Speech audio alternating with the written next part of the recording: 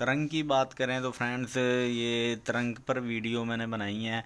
तरंग और dairy queen पे मैंने पहले बना दी, और ये तरंग पे है। तरंग का फ्रेंड्स ये पैक 450 रुपये का मिल रहा है। 24 पैक इसमें होते हैं, ठीक है। और बाकी इसको आप 450 को 24 पर तकसीम करो तो रिज़ल्ट आपके सामने होगा, ठीक है। अभी जैसा कि मैंने पहली वीडियो में बताया कि कोई 25 का सेल कर रहा है, और 30 वाला जो तरंग है वो भी सस्ता हो गया, उसको भी अभी 30 का ही सेल कर रहे हैं। और किसी को 25 का भी दे देते हैं, और 25 वाले को किसी को 20 का दे दिया, किसी को 25 का दे दिया, तो बस ऐसे ही रेट चल रहा है। लेकिन ओरिजिनल में ये हकीकत में ये 25 रुपये का ही तरंग हो चुका है, ठीक है। 25 रुपये का ये तरंग हमें पड़ रहा है, ठीक है।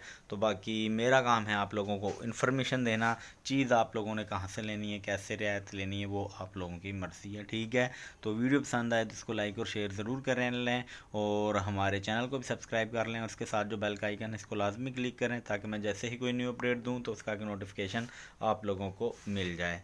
Thanks for watching. अल्लाह हाफिज़।